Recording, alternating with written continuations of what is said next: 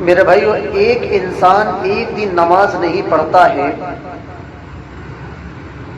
تو گویا کہ اس نے 40 سجدے چھوڑ دیے۔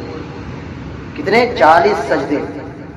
آپ نے فجر کی نماز نہیں پڑھی، اس کا مطلب یہ کہ آپ نے 4 سجدے چھوڑ دیے۔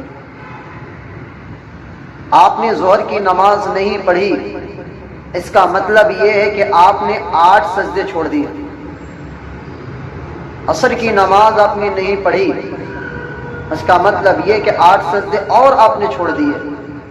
مغرب کی نماز آپ نے نہیں پڑھی، اس کا مطلب یہ کہ 6 سجدے آپ نے اور چھوڑ دیے۔ عشاء کی نماز آپ نے نہیں پڑھی، 8 سجدے اور چھوڑ دیے۔ وتر کی نماز آپ نے نہیں پڑھی، 6 سجدے اور چھوڑ دیے۔ کل ملا کر کے ایک انسان ایک دن میں 40 سجدے چھوڑ رہا ہے۔ 40 سجدے۔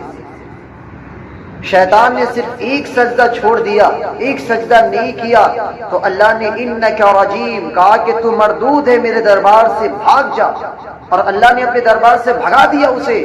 لیکن آج مسلمان ایک دن نماز نہیں پڑھ رہا ہے تو 40 سجدے چھوڑ رہا ہے، تو آپ یاد رکھیے کہ کل قیامت کے دن ہمارا حشر کیا ہوگا۔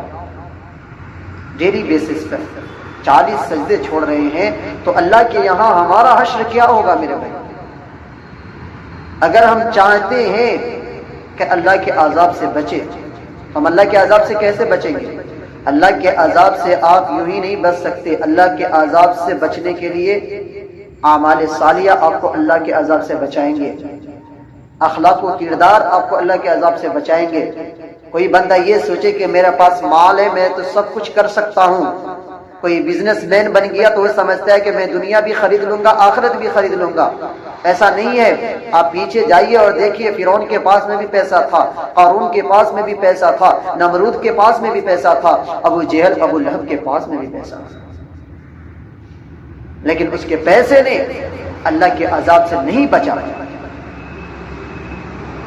تو پیسے کی گھمنڈ میں مت رہیے کہ ہم اللہ کے عذاب سے بچ جائیں گے۔ نہیں، آپ کے پیسے اللہ کے عذاب سے نہیں بچائے گا۔ اللہ کے عذاب سے بچائے گا تو اعمال صالحہ بچائے گا، اللہ کے عذاب سے بچائے گا تو اخلاق و کردار بچائے گا، اللہ کے عذاب سے بچائے گا تمہیں تو اللہ کے مخلوق کے حقوق کو ادا کریں گے، وہ اللہ کے عذاب سے بچائے گا۔ اللہ تبارک و تعالی ہم سبوں کو عمل کرنے کی